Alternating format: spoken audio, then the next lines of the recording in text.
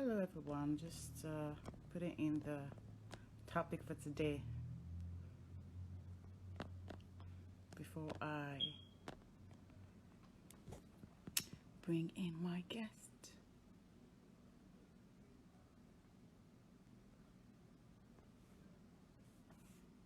Okay.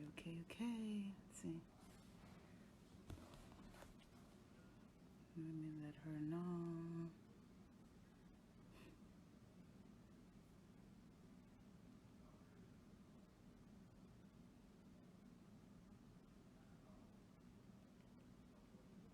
I hope we're all having a fantastic weekend.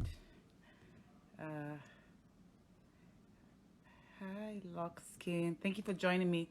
Let me know if you can hear me by putting the comment section. Where are you watching us from? Where are you watching us from?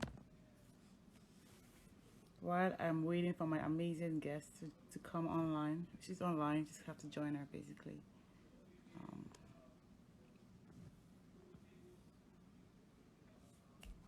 I hope you're all having a fantastic weekend. For me, yes, it is. The kids are well taken care of. And I'm looking forward to today's live where we talk about how do you set up your side hustle for success. It's going to be a fantastic time, and I hope you have questions. I hope you have questions because I have questions. I have people who have put in their questions, and I'm going to ask them today on the live today. Let's see.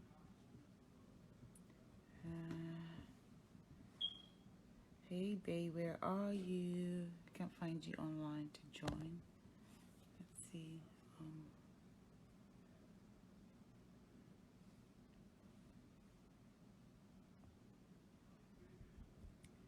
You on?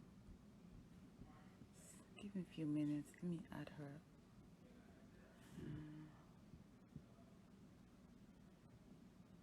Okay, so I see you on. Perfect. Hi. I have just sent you invited you, so let's see you join.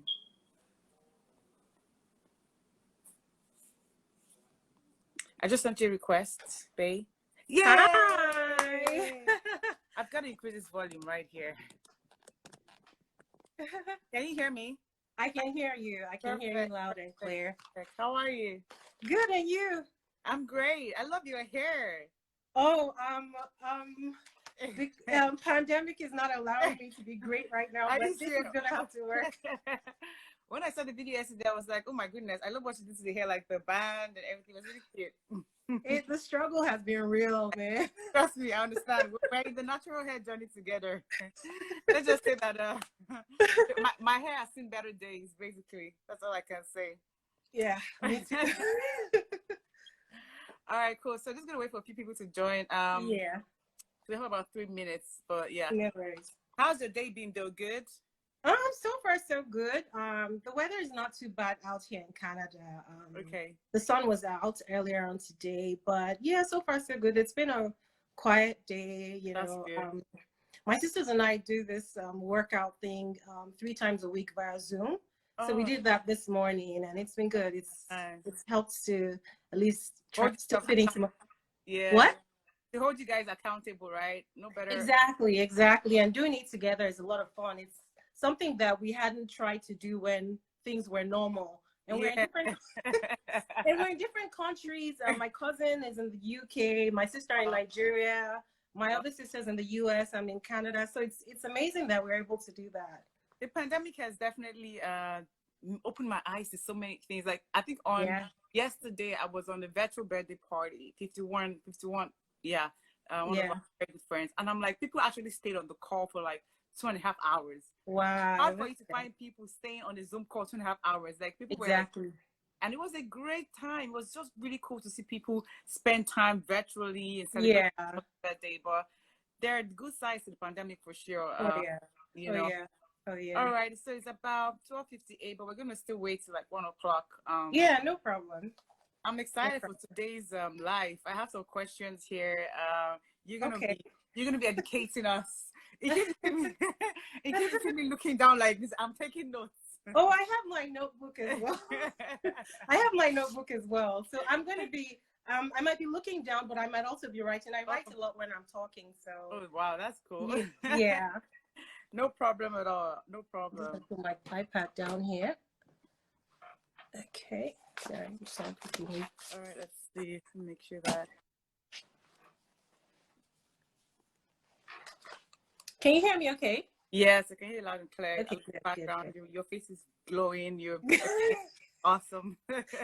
So full disclosure, yesterday I had like my best filter on IG going on. You have to give me that secret. You have to tell me what the best. I found my filter. Like, so my friend sent her own filter that works for her. Yeah. And it didn't quite work for me until I found mine. There are a whole bunch of filters that are on Instagram. So I just found one that works for me, and it works really well.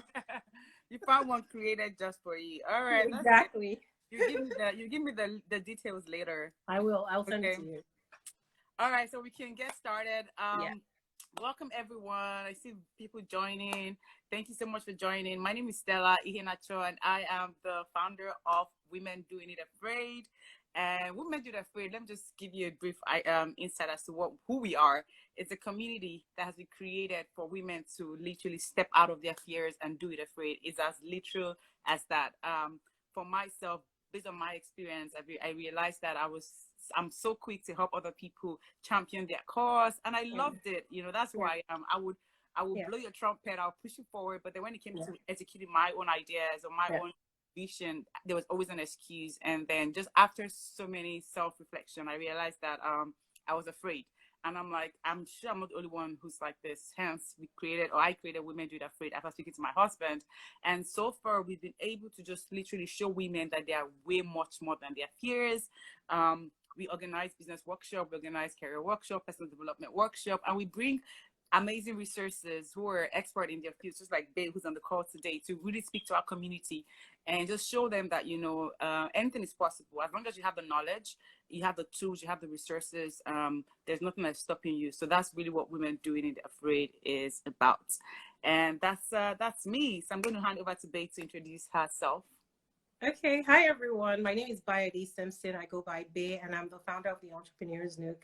And I created the Entrepreneurs Nook for women who work 9 to 5, just like myself, and who are looking for an outlet to make an extra source of income. And I help women launch and grow their side hustles by providing them with the strategies, the tools that they need to make sure that they're making consistent income. And my story is that the reason why I'm so interested and so passionate about helping women to start their side hustles is because I've been laid off 3 times. Oh, wow. So I have, over the course of my 14-year or however long it's been now career, I got laid off 3 times, and I realized that, you know, having an extra source of income, it's no longer like a luxury or a nice to have. It's an absolute necessity in order to have something to fall back on. Yes. Wow. Yeah. That's a story within a story. Laid off 3 times. How did you survive all that? 3 times and 7 times apart. 7 years apart. 7 years apart. Yeah. Within those times, did you have a side hustle? So the first time I didn't have a side hustle. That was in September. That was 2002. That was right after the September 11 attacks. I used to live in Atlanta, by the way. So I was in Atlanta back then. Okay. And then my second layoff happened in Atlanta again. Oh, come on, Atia, what's going on? It happened in 2009. This time I was working, like I graduated from college. I had a car payment, I had a mortgage, and it happened. And fortunately, I had my parents to fall back on, but that's when I started thinking about different side hustles. I started to think about being like a concierge shopper for people who are back in Nigeria. Okay. I started selling like mommy baskets for mothers who just had their babies, because I figured, okay, people are always taking gifts for the baby, but what about the mom? So I dabbled with a lot of things. My second layoff was what really got me interested, but the third one was what sealed the deal, and that happened in 2016, the end of 2015, early 2016. Okay, so right now, are you full-time side hustle, or you've got 9 to 5 as well? I do. I'm a 9 to 5. I work as a business systems analyst for a financial company. I do my side hustling you know, on the side. I'm currently on maternity leave here in Canada. It's for a year, so I'm still hustling though. Girl, so I have a 9 to 5 as well. I'm a program manager for an IT firm, but I also have a side hustle. I asked that question. Side hustle. I have an IT school. I have a school that I run with my husband here in Atlanta.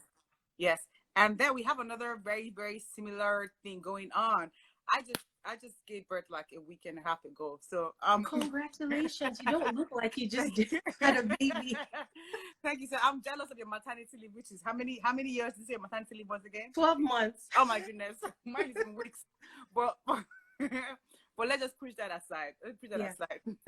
All right. So is there a difference between a side hustle and a side business? I know they use interchangeably, but yes. What do you think?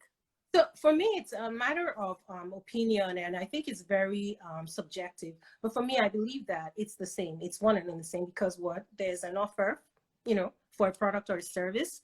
There's an exchange of money. There's a business transaction going on. So whether it's a side hustle or a side business, you want to call it, I believe that they're both the same and they're used interchangeably. Some people might, you know, argue, might say, oh, okay, you know, if I'm driving Uber, for example, you know, that's a side hustle, whereas, you know, like what you and your husband have going is a business, you know. So like I said, I think it's a matter of opinion, but to me, it's all the same. There's an offer for a service, there's an exchange of money, and, you know, business is done. Right. And then I know there's also that school of thought that says a side hustle can only grow grow exponentially as to the amount of time you put into it. So there's always this coded shaming for those who have a 9 to 5 and have a side hustle. What's your school of thought on that? Yeah, so, you know, I'm like, I always say, I don't bash, you know, having a 9 to 5. I call it my 9 to 5. Like, my 9 to 5 is my angel investor. That's what allows me to do things I want to do. So I'm not on team, you know, fire your boss. For me, it has to happen naturally. So if at some point, you know, your side hustle is bringing in as much as your 9 to 5, then you have to make that decision yourself, whether it's something that, you know, you want to decide to, okay, I need to grow my side hustle and make it my full-time gig, so I'm going to let go of my 9 to 5. You know? But yeah, of course, the amount of time you spend on your side hustle will determine, you know, how much you're able to do with your business or how little you're able to do with it. But like you said, you know, for me, it's a natural progression, you know, when you have to make that decision once you're 9 to 5, once you're making as much money as you're you're 9 to 5. I think that's one way, just going back to our topic on how to set up side hustle for success. I think it's really important. I think, you know, some people are not successful in their side hustle or side business because they really take the leap without really counting the cost.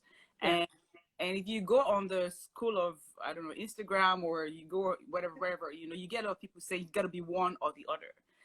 And, you know, I really think it's based on, you've got to figure out what your cost is. What are you giving up? What are the sacrifices you have to make? And really make that decision for yourself, because you can't be successful if you are building based on somebody else's blueprint. You have to figure out what works for you. Exactly. So for me, it's, you know, build a side hustle around your lifestyle, right? So, you know, you're juggling your 9 to 5, you're juggling your family and everything in between. So make sure that the business that you start is one that would accommodate all that. So for example, like we talked about time now, if you have a side hustle going on and, you know, you can only take X amount of clients, then set those expectations for yourself and for your clients. Because if you decide that, oh, you know what, I'm going to take more than I can handle, then you start dropping. That's true. You know, so you have to, like, as long as it's a side hustle, you know, you have to make sure that it works. For me, it has to work around my lifestyle. I have to enjoy it. I have to be happy about it, because I don't want a second job. I want something that I enjoy. Yeah, exactly. Something that you enjoy doing. So what would you say is success? What does success mean for a side hustle? So success for a side hustler or in your side hustle means that, one, that you've clearly identified who your target audience is. You created a product that aligns with their pain points. And now when I say pain points, sometimes it might be pleasure, you know, so, you know, you've identified something that brings your target client, that offers them a solution, and you've connected with and that's the piece where, you know, a lot of us struggle is, you know, you have this great offer that you've created, you know, you're saying it's for this person, but how do you get your product or your service in front of that person? So once you're able to master that, and that has to do with a lot of marketing and making sure that you're speaking the language of your target audience, right? client. Exactly. And of course, you know, you've got to be making money consistently for you to have a successful side hustle. Right. And so what would be the basic foundation for someone who just wants to start a side hustle, right? That maybe they, okay, let's go back, way back. Yeah. How do they even identify what kind of side hustle? I know you mentioned about something that works around your lifestyle. Are there any other things that are markers where you can say, you know what, I can actually focus my time on this and make this my side hustle? Of course. So it depends. Like you might have skills that, you know, that come to you naturally, like baking or making hair or doing graphic designs or making pretty templates. And, you know, it comes to you naturally, and you find that people are asking you for it over and over again, and you're doing it for free. Then you know that, okay, this is something that I can monetize. So it's got to be something that comes for me. I tell people, you know, start with something that comes to you naturally, something that doesn't require you to go out and get additional education before you can launch the business. So look around, look at what you're doing. What kind of skills, transferable skills do you have from your 9 to 5 that you can use on a side hustle as well? Right. And is everyone caught out for side hustles? Because I think that's another key point, right? Because people are like, oh, my business is struggling, my business is not doing well. So is really everyone caught out for doing business as a side hustle? Yeah. So I hate to say that not everyone is cut out for it.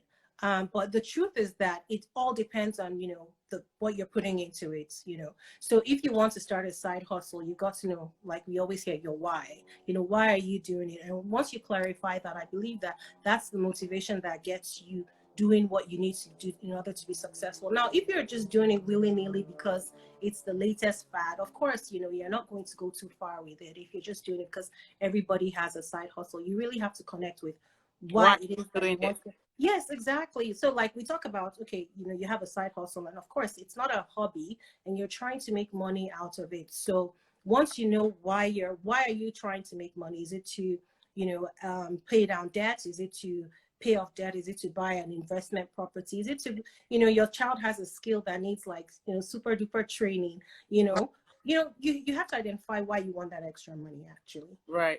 Yeah. So for someone who wants to start a side hustle, I see people joining. Hi, everyone. Hi, I see my sisters on here. Hi, everyone. So if you have any question regarding how to set up a side hustle for success, please put the question in the comment section, and we're going to answer towards the end of today. If you have any insights, please feel free to put that in the comment section as well. That would be awesome. All right, great. Hi, Lola. All right, so for someone who wants to start a side hustle, right? So now we talked about how do you know what kind of side hustle, right? Figure out what works around your lifestyle. Figure out what your why is. Your side hustle is not your hobby, and I believe the difference is hobby doesn't provide sort of income, or you know, you're just doing it for free. But your side hustle, your side business is something that brings some sort of income to you. So then, what is the basic foundation to set it up for success? What are the things that we need to figure out? Okay, so once you've determined the skill that you have, like I said, you've identified, you know, your target audience, you've identified the problem that you're solving or the pleasure that you're bringing to the person, right?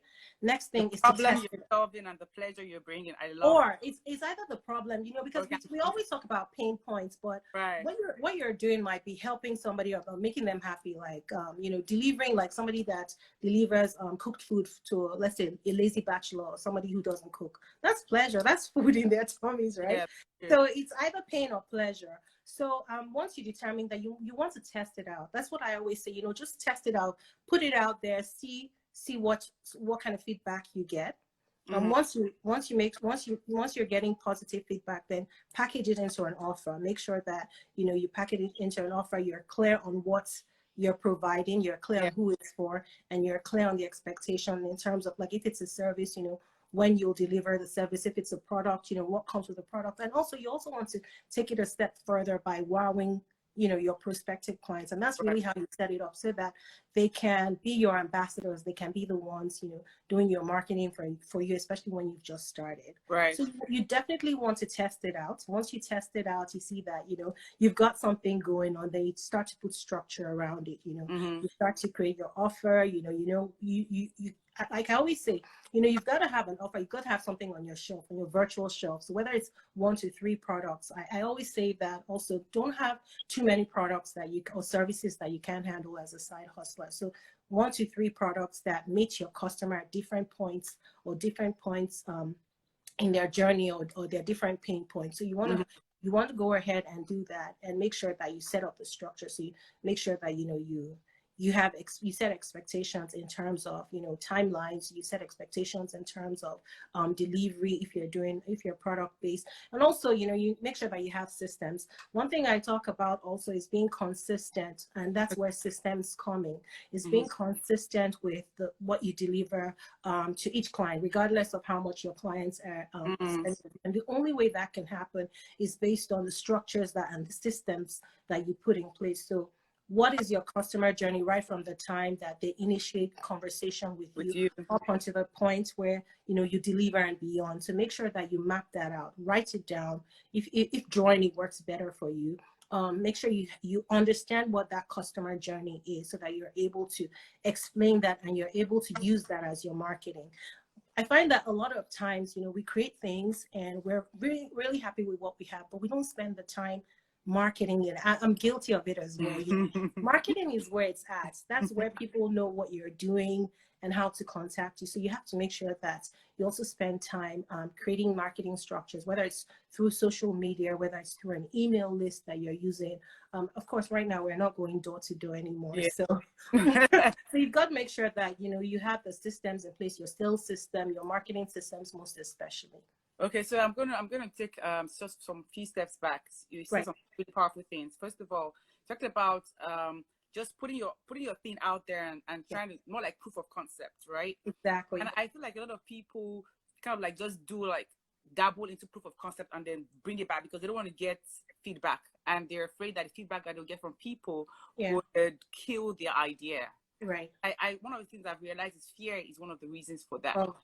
Yeah. So they probably will give it to people that will give them positive feedback, but they don't want the negative feedback, not knowing that in that negative feedback, that's where the room for growth growth is. Do you have any more light you can shed on that, about how do you really package your stuff out there? Like, I know some people, for example, they're starting baking for the first time, or they'll probably do samples, take it to churches, take it to offices, and get, you know, what do you guys think, you know, do free orders for people so they can get the feedback and maybe even get leads from that free offer. But some side hustlers are really scared of doing that. So I don't know, do you have any insight on how to put yourself out there and just be ready for feedback, no matter how positive or negative it is? Like you said, it's, you know, doing it or afraid, really, because, you know, and that comes from your motivation as well. I know that negative feedback sometimes might be hard to take in, but like you said, that's where there's room for improvement. So if you're like, okay, then if you're worried, or if you don't want you don't want to know who it's from, then, you know, ask them to be anonymous, tell them to drop it, you know, send it to you, I don't know, through an anonymous email or something. But, you know, you have to collect feedback. There's really no way around it. And for me, what I say is that, you know, it's when people give you that negative feedback that you know that, you know, they're really interested in supporting you. Right. It's when, because it's easy to give positive feedback and say, oh no, everything is fine, you know, I'm happy, I'm satisfied. But, you know, you need to drill further, actually. To find out more. Yeah, how can I do better? What's something that I offered you what's something that you'd have liked to see that I didn't offer you? I like that question. What I offer you that you'd have loved to see? That you'd have loved to see. Something like, you know, saying things like that. But definitely feedback is very valuable. And honestly, you know, a lot of times we just, like you said, retreat into our shells because we don't want negative feedback. But that's really where it's at. That's where that's how you can improve. So, you know, it's just like you said, just going over your fears and doing it anyway. All right, for those who are just joining us, we're talking about how do you set up your side hustle for success. My name is Stella Iheanacho, the founder of Women Do It Afraid. And we have Bay Simpson, who's the founder of Entrepreneurs Nook, on the Instagram Live as well. So if you have any question whatsoever, please put in the comment section and we would answer those. All right, Bay. So talking about structures now, let's dive that in. Let's you know, that, because that's how we're going to set it up for success, right? Yeah. So structure, you talk about marketing, talking about understanding your consumer's journey from the beginning. So from when they click to buy, even for the first time they actually see your products, you know, till when they end up purchasing. Yeah. What other structures do we need to set it up in place so that we can be successful as side hustlers or side business owners? Yeah. So I have this technique, my approach to side hustling that I call smart side hustling. So Okay.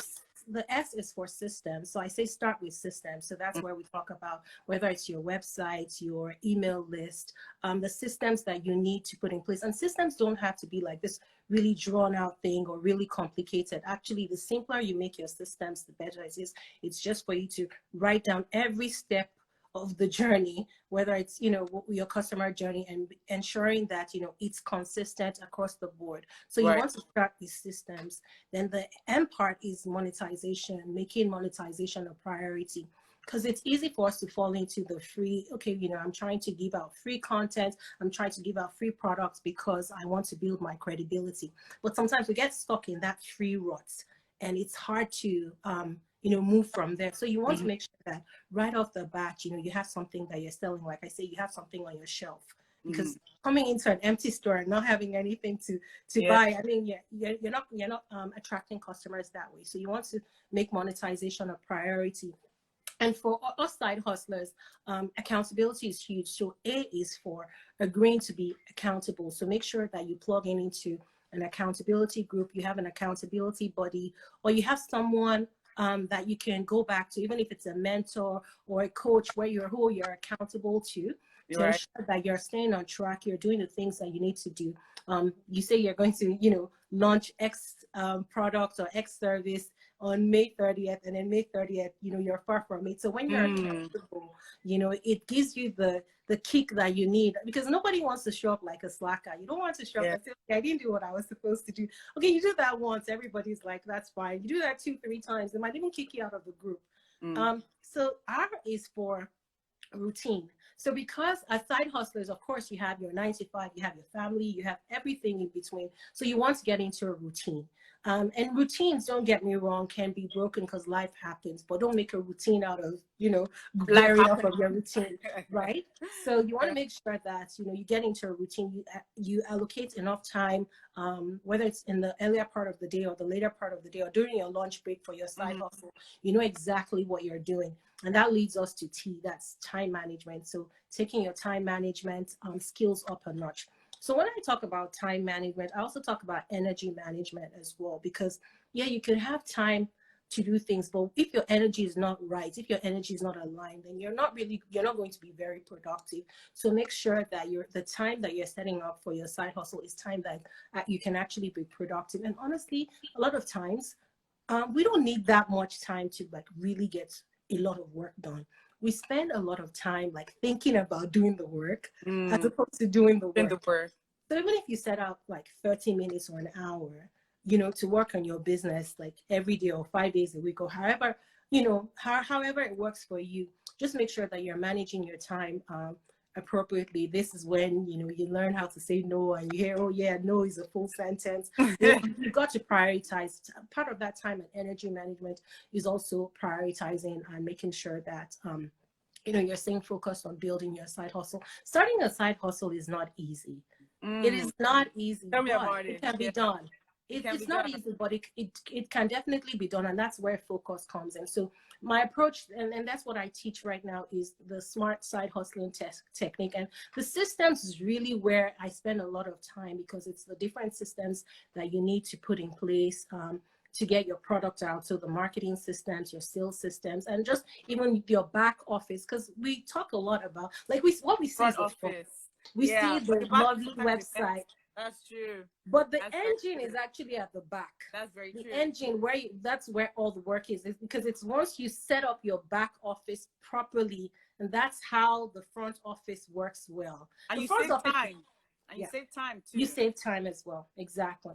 I do agree, because I know most of the time, like even when for our businesses, if we maybe get a student, right? That whole process of from a student maybe seeing an advertisement to getting the first email to following up with them and all that, if that is not set up properly, we're behind time. We're like, oh my goodness, we have like 5 students who are interested in our course.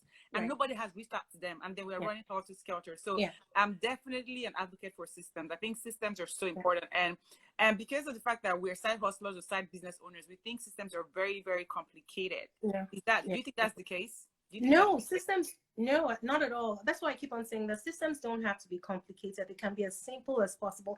Sometimes, we feel like we need to like have all the bells and whistles in order to run our business. So you hear that, oh, there's this tool that can do X, Y, and Z, but your business, where the size of your business might not be able to support that tool. So even if it's like you start with an Excel spreadsheet or your Google Drive as your system, as opposed to using a CRM system, it can still work. And that's how you scale, so that's another,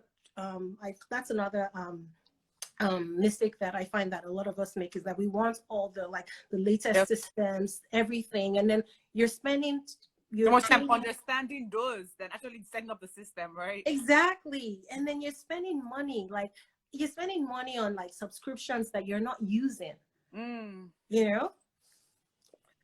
so we have Lola asking, how do you manage your energy effectively? I know you talked about time.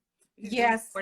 Then energy is really important as well. So how do you manage your energy effectively? Exactly. So like working 9 to 5, the time that you spend commuting, if you're driving, you're not going to, get home and then jump into your 9 to 5, right? So you want to make sure that you set aside time to do all the things that you have to do, get into a space where, you're calm, you're cool, you're collected, and then, you move on to your 9 to 5. So making sure, like, for example, like, conserving your energy. I mean, when you get back from work, you're not on the phone talking to a friend that drains you. Right. That drains all your energy. You got to keep it up, so you don't want somebody that's going to be like a Debbie Downer that you be on the phone with, and then you get off the phone and you're just like, okay, I don't think I have time to do this work. This girl really just brought my energy down. So that's part of energy, conserving your energy, is just making sure that you protect your time, you protect the time that you spend working on your business and the time outside of it, so that like I said, you're not dropping balls with your family, with your work deadlines as well. And I think for energy management, personally, I think for me is figuring out what I actually enjoy doing and then mapping those out with times. Like I'm more of the morning person. My husband is an evening person. He can be all creating emails, creating systems, whatever. I'm more of a morning person. So I wouldn't come in the evening and be doing something that I know I don't enjoy doing. Exactly. Right? I'll probably put my time towards doing it during the daytime. So for me, I think energy management will be really figuring out what are the things I need to do, and then what time am I at my peak? Exactly. Get them done quicker and not feel like I'm overwhelmed. Exactly. I had a friend that was on here. She just posted something about, getting your time, like making sure that you conserve your energy. And she talked about doing the big things or the hard things first on the earlier part of the day, just like, eating the frog, like the book, just making sure that, you do those things. And also, and energy management can mean, delegating things delegating things. Like I use Fiverr sometimes. Like I don't feel like, graphic design is like my forte. So instead of spending hours trying to put a pretty graphic together, I just go on Fiverr and I make sure that, I get somebody who can do it better than I can. And also, it's also looking at the things that you can eliminate as well. So what are the things that you're doing that you really don't need to do? Like for me, I've streamlined the social media platforms that I hang out on. So I'm just focusing on Instagram, and I have my LinkedIn page. Okay. And that's it. I was trying to dabble into Pinterest, and be all over the place. Yeah, I thought I trapped in the beginning. Yeah. So that's really important, because because really time is key. We have 9 to 5, and then maybe we have side hustle, or maybe multiple side hustle that are on this call. You realize that your time, you don't even have enough time to do everything you want to do. And then now imagine you're on different social media platforms that have different target audiences and have different ways in which you have to put content. Yeah. That is really stretching yourself out. So I think the key is figuring out exactly where my target audience, where are they, where do they congregate, right? And then just build kind of like an expert status on that platform before you even diversify. Exactly. And another thing I wanted to add just about energy and just managing time is, really figuring out what your money making activities are, because we find that a lot of times, like the things that we're doing, like updating your website, those are not the money making activities. You know, so you've got to, it's the marketing, it's spending time like marketing, going out to like connect with your ideal client. You know, those are the money making activities, as opposed to like, you know, updating your website. Even sometimes, I'll be honest with you, like posting on Instagram, it's not, it's all, it has to be very strategic. Because I mean, we could post all day long and then you fall into the Instagram rabbit hole of just going all over. That's where the mute button comes in. Right? Yeah. You know, you start to like mute all the accounts that you really don't need to be spending time, you know, just messing about with. Yeah. So when it comes to monetization, what strategies do you have, or can you share with us on how to make some money? Because I know a lot of people equate money to success. Money is good, right? So for side hustlers, how can we make some money with our side hustle? Okay, so I talked about having 1 to 3 products that are available, right? So you want to make sure that you have, of course, a low dollar product or service that would, people don't even have to think about, what they'll just give you their money, you know. So you want to make sure that you have those, of course, you know, it's volume that determines, you know, making a lot of those. And you want to have a mid-range product, and that's really where you want to put people. You want to have most people going towards your mid-range product. So that's a product, like, for example, I'll use myself as an example. So I have, like, you know, ebooks that are like less than $20, but my mid-range is $97 to $297. And that's where, you know, I talk about, you know, my strategy sessions. I talk about my accountability group. So one thing I do, for example, is that my main product is strategy plus accountability. But when people come and they're like, oh, you know what, I think I can do the accountability on my own. That's what they say.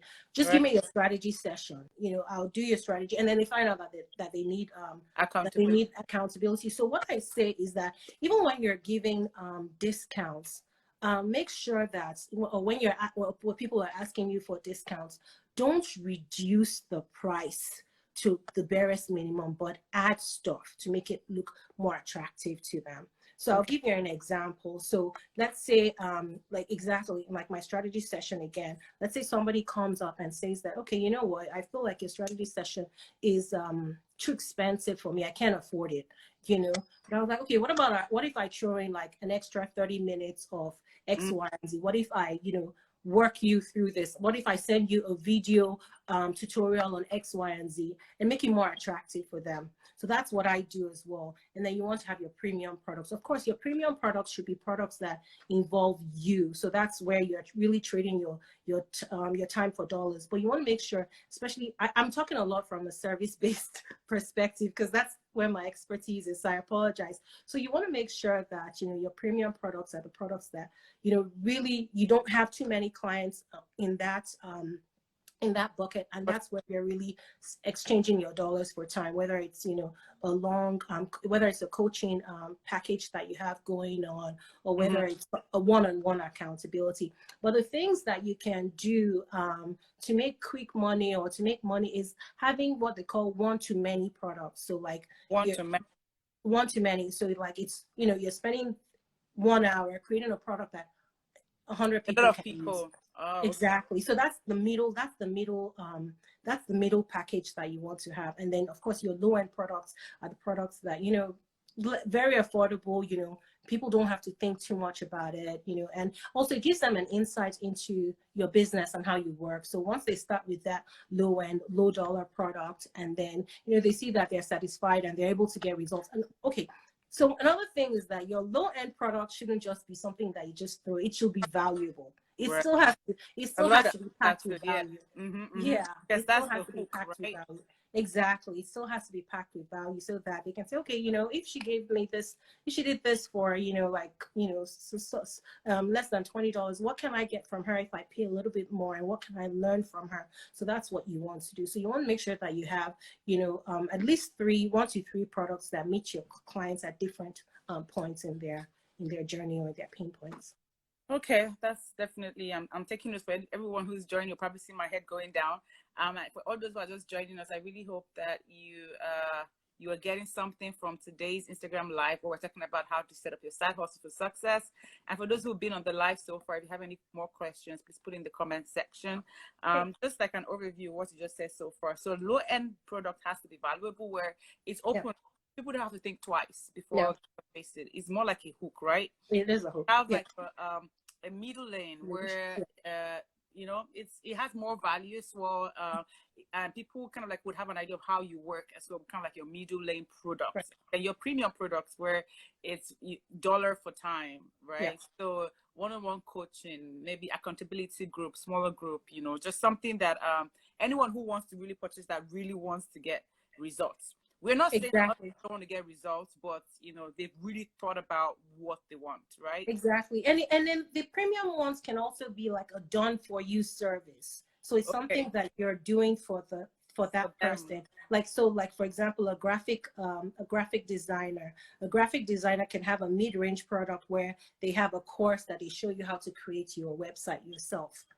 But their premium product might be, okay, I'm going to create your website for you, and it's a done for you service. So that's the higher end amount as well. Yes, and you're still trading your time for dollars, but it's for this one specific person. So it's a customized service. Okay. Now we have the situation where we have a lot of side hustles that probably look the same. They're the same, right? People are doing hair business. People are doing, I don't know, event management. People are doing you know, baking and all that. So, and I know a lot of people also struggle with that. Like, how do I stand out? How do I really make my mark, you know, because that's another identification for success, right? So what would you say about that? It's all about niching or niching, whichever way you choose to pronounce it. Making sure that you niche down. So like you said, everybody can be an event planner. I still want an event planner on here. Everybody can be an event planner, but I know somebody here who's an event planner, and she helps brides lose weight as well. So she serves as a trainer for them as well. So it's easier to, you know, pinpoint her in the crowd of event planners because she's really specific with what she does. Hi, Michelle. She's really specific with what she does. So you have to like, can I think of another example? Like the example I gave you about the caterer who, you know, cooks specifically for bachelors, you know, so they're on like a subscription type thing where she makes meals for them. So those are memorable. Those are people that you can easily think of and remember. So you want to make sure that you're niching down. I know that a lot of times we're afraid to really niche down and narrow down our service because we feel like we'll be leaving money on the table. Right? But the truth is that, you know, you're easier to find when you niche down to, you know, to a very granular level where people are able to really connect with you because you're speaking very closely to their needs. Exactly. I remember I saw a video of a gym where the ladies in the gym were allowed to carry their babies and work out. Oh, nice. And work out. I'm like, that is an amazing business idea because whenever you go to the gym around here in ATL, right? Some gyms have like places for kids. And you know, you have to like maybe toddlers or maybe teenagers. Can't leave their 2 months old baby somewhere and working out, right? However, this gym, you could carry your baby with, you know, all strapped up and work out. And I think that is definitely amazing. For me, like a new mom, I'm like, where is that? I want to go. I also want to work out. Exactly. And you know, also, and the other part of you know, standing out is the personality that you bring is you because you're unique. So you know, that's where, you know, trying to, you know, replicate what somebody else is doing doesn't work for you because you don't know the person's next move, you know, and their secret ingredient might not really be the personality they bring along with it. You know, so you want to make sure that, you know, you're unique in what you do as well. You know, you are unique as a person.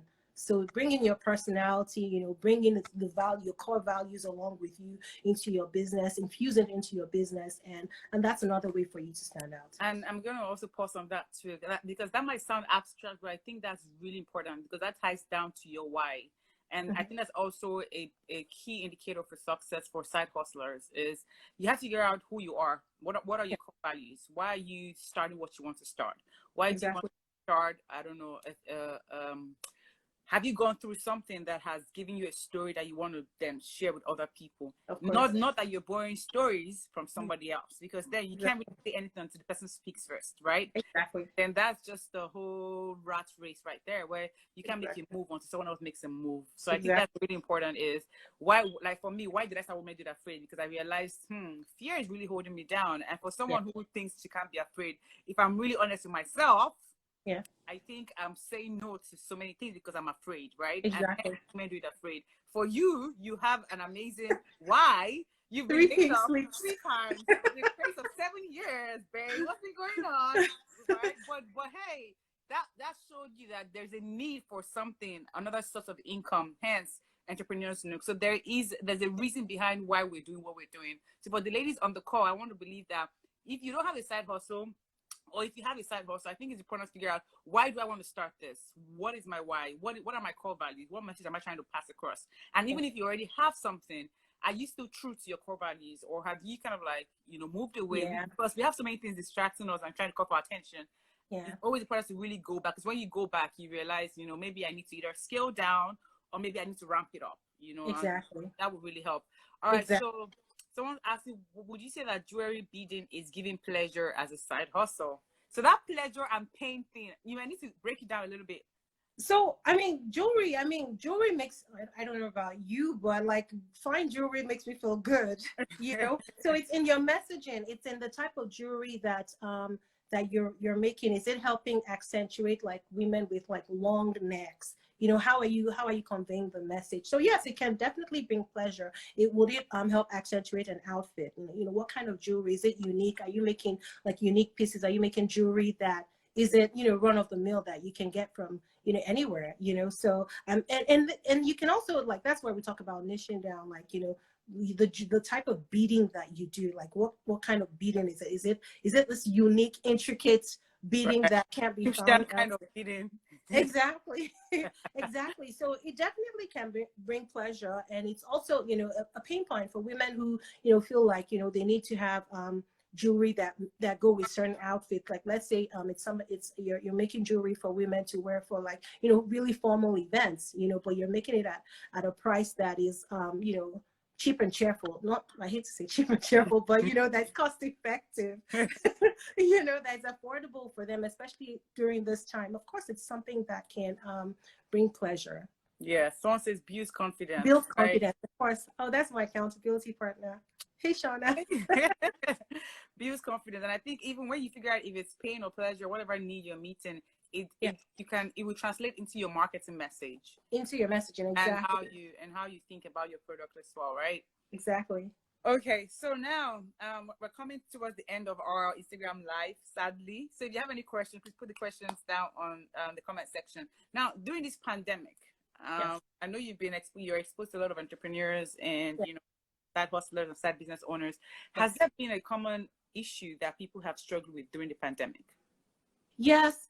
One thing is having a substantial online presence, making sure that so that's what the pandemic has, of course, everyone's moving to the internet, and making sure that your business can is online. You're able to support your clients virtually. So that's a big thing I'm finding, and that's where, of course, now systems come into place. Like, how do I structure my business so that it's online?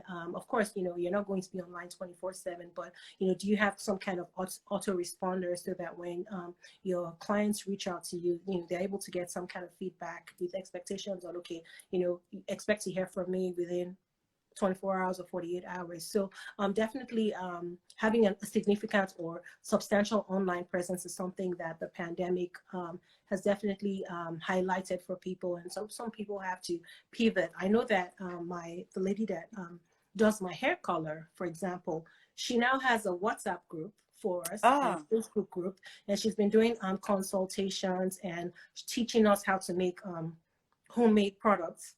I love it. Condition our hair. But she's also selling her products that we used to see in the store. She's saying, oh, she said she's selling them. She's sending them. She's saying, oh, you need to use this X product, so that it'll make your hair even better. So she's had to come, online, as opposed to, she has a brick and mortar store that, she's thinking, I don't have to be online to really, with her website, we're just using the website to book appointments online. But other than that, she wasn't doing much selling. But now she's had to pivot, and she's now on WhatsApp. She has a Facebook group, and she's giving hair care consultations via phone, via FaceTime as well. Right. I absolutely love that. Just thinking about how businesses can really pivot quickly. And even this platform is talking about Facebook, WhatsApp, they've always been there, but we never used them. Right. We didn't have a need. Exactly. We didn't have a need for them, right? And then even talking about just online presence as well. I love to go back to Marianne Leonard's Cupcakes story, because she was perfect blend of 9 to 5 and a side hustle, right? Yeah. I remember she was sharing her story with me, and she mentioned that she had a website, and I think she always said that there was never a fancy website. You could make bookings on the website, right? But on the website, it was really clear what her hours are. So it wasn't like she was open to you all day, every day, right? And she was able to make what her hours are, and then during her break time, she would always go in and look at maybe what the orders are, respond back to clients and things like that. And she got her first order from maybe CNN, I think. I hope I'm not rephrasing this story. From the website. And so I think for side hustlers who really want to be successful, who want to set up the best foundation for their business, is, like you said earlier on, it's not necessarily about the bells and whistles. It's about just setting up a structure where if they look for you online, can they find you? And if it would be a website, right? And then you can build up from there. There's no point spending so much time, revenue, resources, and you have developers holding you ransom because you need something on your website. Can you just have something that really talks about who you are, why you are, and what your product is?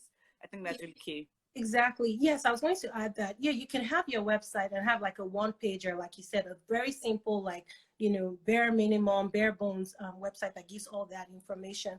Right. But also leveraging platforms that already have your audience. Such as like Amazon, if you create courses, such as Udemy, Etsy, if you create templates, Poshmark, if you resell clothes, so even if you don't have your podcast platform as well, if you want as well, exactly. So you can also leverage, all these big sites that already have your audience waiting for you as well. But like you said, you want to have something that at least speaks to who you are, what you do, and how people can connect with you. Okay. Wow. I'm taking notes and learning a lot. Does anybody have any more questions for us before we round off quickly? Let's see. We have people joining us. For those who are just joining us, welcome. So far, we're talking about setting up your side hustle for success, and Bay has been giving us the lowdown. Her smart strategies, systems, monetization, accountability, routine, and time management. Okay, so before we started the live today, I kind of went online to figure out what percentage of small businesses fail in their first year, and it's kind of like a huge amount. And I know we've talked about systems so far, but what would you say is the consistent theme of businesses that fail? Inconsistency. The consistent theme of businesses that fail is inconsistency. Okay. Honestly, I'm not trying to be cheeky, but that's where it comes from. And I can also speak to that as well. Like when I'm not consistent with what I do, I don't see any progress. I don't see any Right.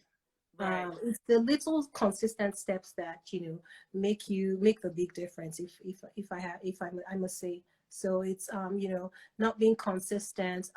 Of course, lack of structure as well, and that's where, like, when you're not consistent, it's chaotic because you don't have those structures in place. So you're just winging things. You're just flying by the seat of your pants. So that's where making sure that you have just like systems can be as easy as, okay, hey, step one, this is what we do. Step 2, step 3, up to 5 steps, and that's it. And that's it.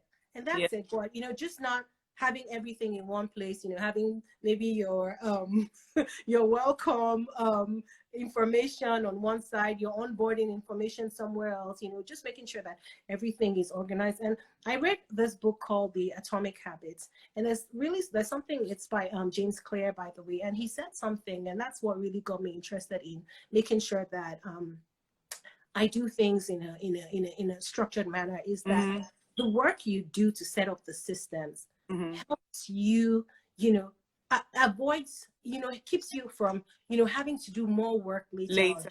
yeah, so like the time you spend, okay, just writing down what your steps are, writing down, and also, of course, you're planning to, of course, scale your business. So if you were to add somebody to your team, what will Right. that person do? And that's one of the first mistakes I made as a side hustler. And she was here earlier on. I hired a VA without anything, without systems in place. And it caused a lot of frustration for us 4 Because she years. didn't know what to do. Exactly. But you had so much work that needed to be done, but she didn't know what to do, right? She didn't know what to do because I didn't have a place for her to tell her, okay, this is what we need to do this week or next week. But we still have a very good relationship because she was here. So we still work together. We figured it out eventually. But yeah, so that's definitely something I did in terms of, hiring too soon and not having the structure in place to give proper direction. Okay, that's great. I like what the Golden Apron said about working through fear. And the system that the structures, and the strategies are the physical things that we can say the tangible, right? But I also believe that the intangible really plays a big, big part of how those things are also successful. Because you can set up systems in place, but then you leave it, you can put it in your computer and not even share with anyone because you're afraid, like, if I share it, how are people gonna react? Exactly. So that's why I really love that. Just working through fear. For side hustlers, side business owners, whatever phase in life you're in, I think until we conquer that fear, whatever that fear is, we are still holding ourselves back. We have to work through fear, get knowledge, get information, jump on Instagram live like this, get the tools and resources that you need, and just make the move. If you make the move, you don't really know whose life you can impact. You don't even know how much money you can make. You don't know how far your story is going to go. You don't know how much you can scale your business. So working through fear is just important to me. Yes, exactly. Yeah. And talking about intangible as well, in terms of what you bring to your business, is also your work ethic. And I'm very clear on that. Like, how you work 9 to 5 is how you're going to work in your business. Sure. It's like if you're pretty organized in your 9 to 5, that's how you're going to be in your business. So it's your work ethic as well. And not to say you can't learn that with time, but that also speaks volumes as to, how successful you are within that first year based on the, the statistic that you just mentioned about businesses that fail within the first year. Right? Yeah. All right. So I think I'm just going to quickly summarize. So I see more people joining us, but I want to thank everyone for being with us on this call so far. I've learned a lot. Please follow at Entrepreneurs Nook if you're not already following her, or follow at Women Do It Afraid. The Instagram live is going to be up for 24 hours. So for anyone who came late, you can always go back and get your pen and paper for sure and make notes. Because Bay has gone into details on how can we set up our side hustle for success. She has shared her smart strategy, talked about different kind of products that we can have. She also talked about just, the tangible and the intangible as well. And she talked about, is there a difference between a side hustle and a side business, and what does success mean for a side hustle? So before we shut it down, before we shut the party down, do you have any word of advice for side hustlers? Well, my advice will be just to start. Sometimes we feel like we need to have everything in place, but we don't. You just learn as you go along, and just start. Do just like your business says, like, women doing it afraid. Just do it afraid, but just get started. One thing I would say is, like, don't be afraid to ask for help. Go to people who are where you would like to be, and ask them for mentorship. But of course, another thing is that before you reach out to somebody who's like super busy, make sure you approach them by, saying, hey, I follow you, or I listen to your podcast, be able to refer back to something tangible or something that you learned from them that really helped you before you ask for help. Yeah. Right. All right. That's amazing. Thank you so much. Make sure you have something tangible before you reach out for help, so that people can also get back to you with the kind of help that you're looking for as well. So I appreciate you, Babe. I thank you so much for coming. Thank you, Stella. Everyone for being on this call with us. So till next time, I guess keep doing it afraid and just start. Okay. All right, everyone. Enjoy the rest of your afternoon wherever you are, and have a good weekend. Bye now. Bye. Bye, everyone. Bye.